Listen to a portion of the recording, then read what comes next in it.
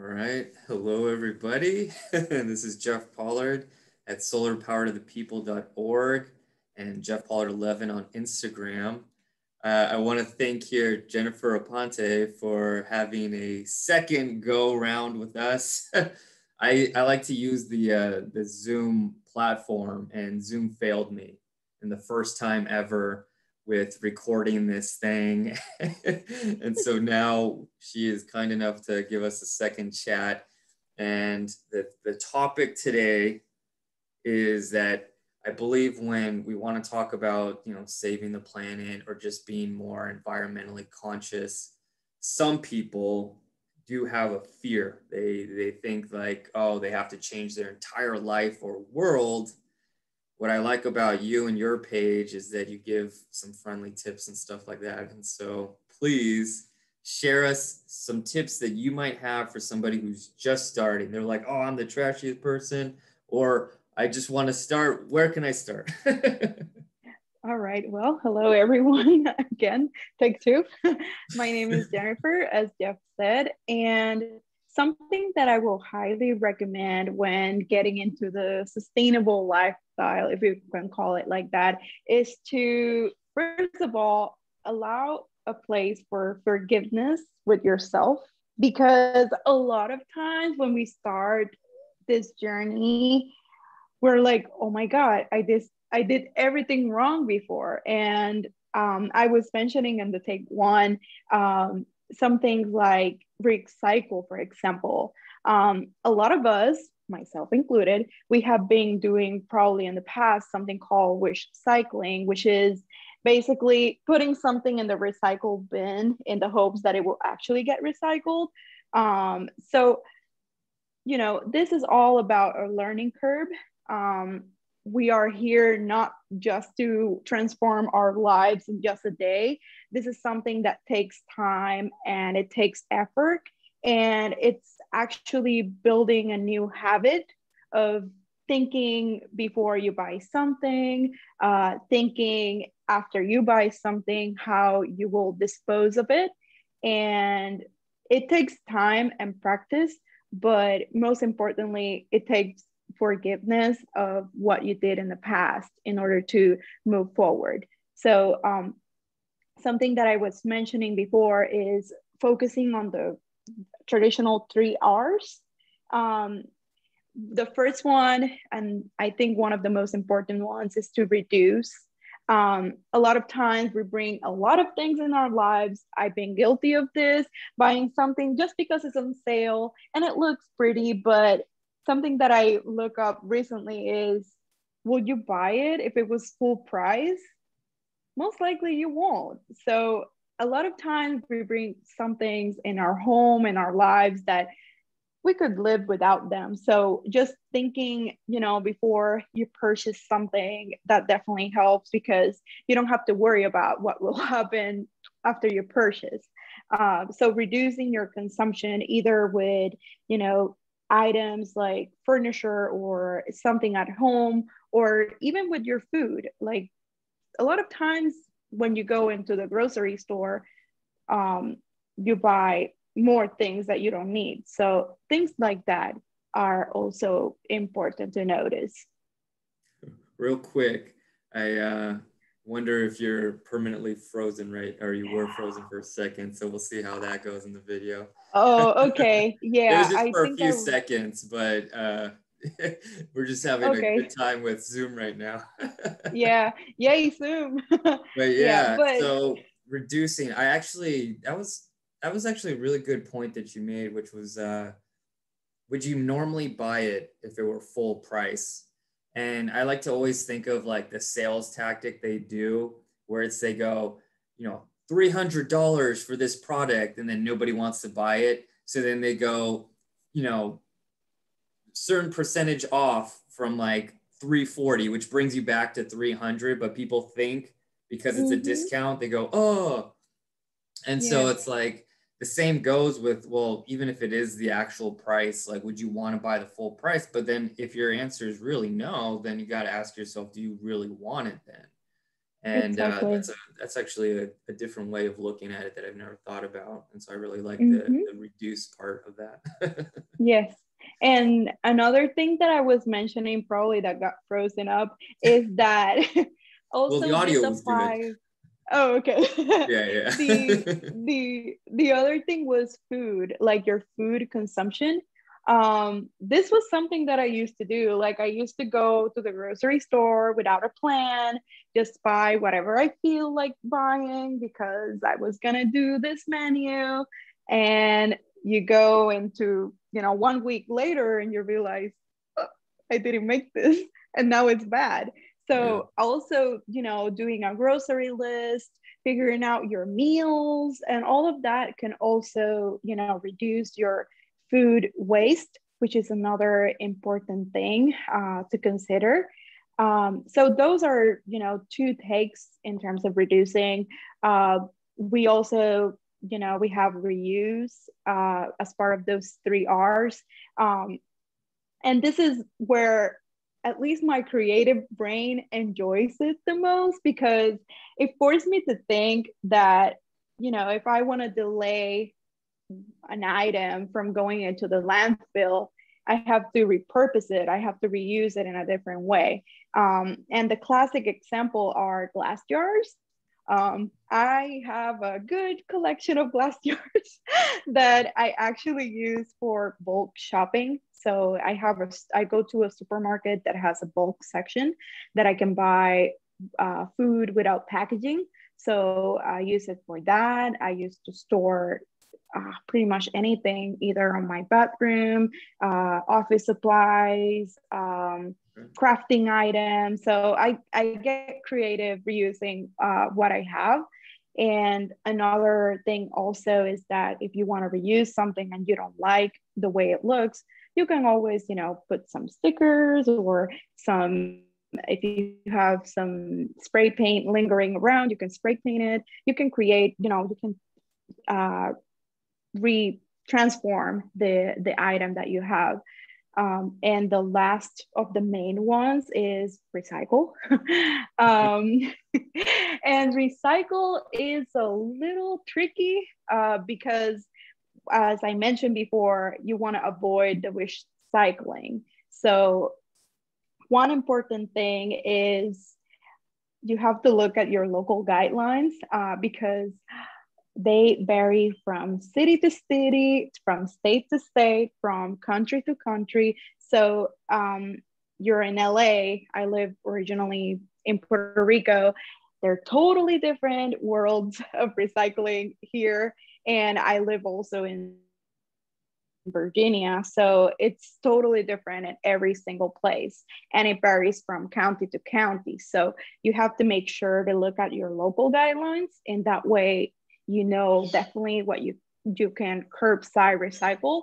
And then after that, you can look at programs like TerraCycle or in Earth 911. It's a website that you can look for recycling solutions for other items that your curbside won't accept. I'll say it's a time consuming thing because at first you just want to throw everything in the trash and be like, you know what, whatever. But to do the right thing, you have to look at these resources that thankfully are available. There's not, tons of companies or places that are doing their part, but you can always choose to support the ones that are doing their part and then find ways to recycle and to just refuse to bring those items. I find myself when I started doing this that I just look at the labels, like look at the packaging and figure out, okay, do you have a recycling number? Good for you, but what is your recycling number? Is it common? Can you recycle it curbside? And time after time, you will create this habit where you will just pick the same products and just keep supporting those brands that they're doing their part. So I will advise, definitely look at the guidelines. And if you see that your city or place that don't do extensive amount of recycling, find a program like TerraCycle that they offer mail-in options, and you can ship your your recyclables, and in the hopes that definitely it will be better recycled. Like, I will say that's the positive wish cycling, because definitely it's more than a wish, it's a reality that you will make sure that you're sending it to a place that will actually do something about it. And another item that I mentioned before, but I say pick one, is the importance of, and it lingers with the food waste as well, the importance of managing your waste.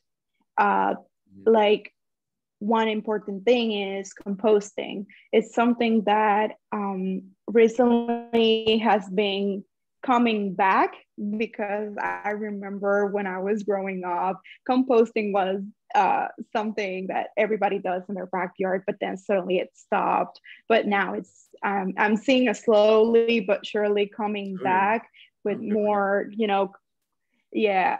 So it's actually a really, good thing that you can do. And in that way, you minimize the amount of food or waste that goes to the landfill that could be even harmful, that just composting it, because compost release, when it's in the landfill, it can release a lot of toxins like methane and carbon dioxide, like greenhouse emissions. So by reducing your food intake, like, and I don't mean like cooking less or whatever, but just making sure that what you're cooking is, or what you're bringing to your home, is actually what you're going to prepare.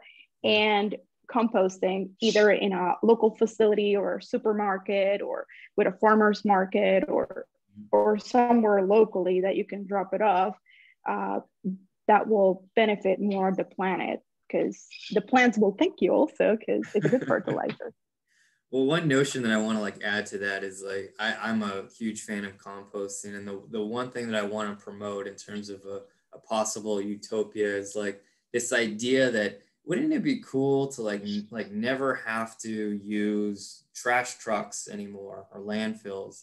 So if you do composting, then you, like, for most people, I know we're going to buy some kind of thing that needs to get thrown away, but for like every day, most of the year, what if things became more biodegradable, and just things that you can kind of put in your backyard? Like, the misconceptions you get with composting is that it attracts a lot of bugs. No, I mean, not really. There are bugs, to be fair, because they help break down the product, but not in the sense of like, now I have flies coming into my house. There's definitely no smell, at least with my composting, and I'm trying to do like the cold and hot kind, to kind of create that chain reaction to help compost it more. But those are the things that, like, I would love to never see a trash truck again in the future. Like, I always see trash come off of it. They don't get everything, and it just blows my mind. And like, I know some people, they don't care, as long as their problem is gone. They don't care how it got there. But like, I just kind of go, God, how beautiful would that be to never have to think of a landfill or a trash truck, and we're just kind of like handling our own product. Yeah, I agree, because a lot of, we used to do this in the past, like our grandfathers, or before the 50s, I believe, or around that time, plastic wasn't a thing. So plastic has been, over the last 70 years ish, I will say. So we have lived without plastic before, so we can do it again. But at least for my part, I just try to minimize as much as possible the packaging, because I even with the pandemic and everything, I'm surprised of how the packaging works. Like, I see things that could be perfectly without packaging, in plastic packaging. And I'm like, like, for example, apples or oranges or potatoes, stuff like that. I'm like, you already have a packaging outside that you can wash. The You peel, don't yeah. need, because either way I have to wash, the fruits or the vegetables before eating them. So Yeah. it creates waste that wasn't needed. Yeah. So I do hope that, one day they just ditch Yeah. plastic completely. Because another thing, it's like they have this bioplastic that could be compostable, Right. but it's only, and this is something that I have been looking lately. A lot of this plastic has to be composed on an industrial facility. Yeah. Yeah. So you can't, it's not going to break down in your backyard. So there's a lot of compostable packaging that yes, it can be compost, but not by you and me. Yeah. It has to be another mechanical process in order Yeah. to make it work. So there are some steps in the good way, because it's not, plastic that will probably stick around forever, but it could be better. So I believe we as consumers, we have a huge power. Like, we can if we all come together and say, buy plastic bottles, if we ditch the plastic bottles completely, that will send a good message and tell them, like, hey, they don't need plastic bottles because they have actually water at home and they can filter it. So small actions like that, if we multiply them by many people, they can make a difference. Yeah. So it's just a matter of making sure that everybody knows that whatever you do to help, it's welcomed. We need many people doing imperfect things or willing to change their ways slowly. Yeah. So that's something that I try to preach, if we could say it like that, or share the message in my platform, Yeah. that anyone can do this, and most likely you're doing it already. It just, maybe you just need a shout out and be like, hey, you're doing fine, and Yeah. that way you get motivated and you keep going. So that's something else that I wanted to share. Thank you. Well, I like that. We're gonna try to do a take 2 and 3 and 4 in the future, but but no, I like that. We're gonna finish here. Thank you, Jennifer Aponte, for doing this again. I really appreciate it. I like your message about just kind of, if you're starting off, just basically look at what you're purchasing. Is it a necessity? And then just kind of try to reuse things also, and then look into your city and the city codes and ordinances to see like how things are handled, how your recyclables are handled, how your trash management's handled. Yeah, I think it's just a matter of like, we should just waste less. Mm-hmm. But yeah, I really do hope for another part, seriously, in the future, because this is just the iceberg of very, like, a lot of tips that we can give off to somebody. But thank you once again. And hopefully Thanks. there's no glitches. Let's see. But thank you so much. This is Jennifer Aponte.